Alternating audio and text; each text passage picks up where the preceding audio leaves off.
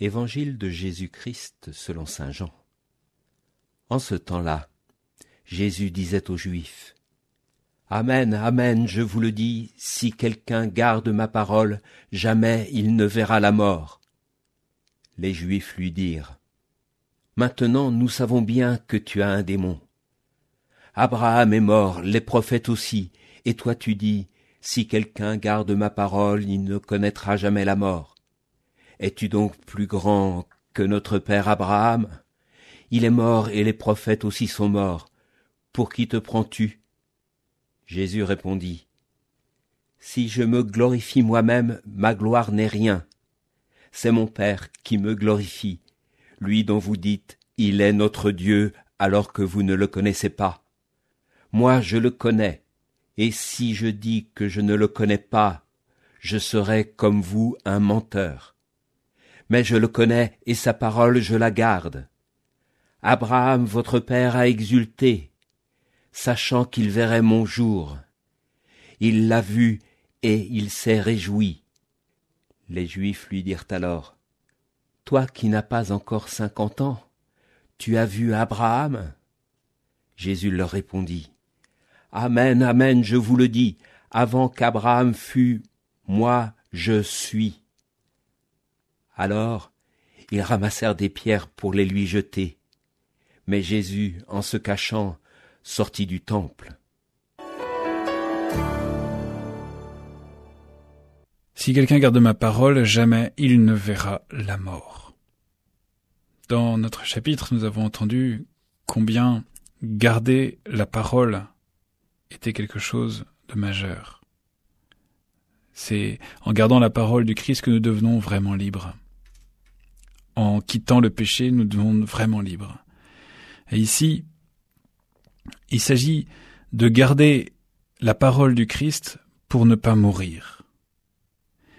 Les Juifs contradicteurs de Jésus, qui auparavant étaient des croyants, se sont mis à croire en lui, contestent encore sur la référence à Abraham. Abraham est mort, les prophètes aussi, et toi tu dis, si quelqu'un garde ma parole, il ne connaîtra jamais la mort. Es-tu donc plus grand que notre père Abraham ? La réponse est dans la question, frères et sœurs. Pour qui te prends-tu ? Jésus ne dit pas qui il est, comme quand il est accusé, interrogé par Pilate. Il esquive, il laisse l'homme libre de faire sa propre réponse, de se rendre à l'évidence, de comprendre qu'il a en face de lui celui qui est. Ce qui est frappant, c'est que, de même que les auditeurs de Jésus, plus tôt dans le chapitre, se sont convertis alors que Jésus répétait ce nom de Dieu, révélé au buisson ardent à Moïse, « Je suis qui je suis ». Et quand il le répète ici, « Amen, amen, je vous le dis, avant qu'Abraham fût, moi, je suis », il redit la même prétention qu'il avait, d'être le vrai Dieu, le Dieu unique, le Dieu qui est auprès du Père depuis l'éternité. Et cela déclenche le désir de lapider Jésus.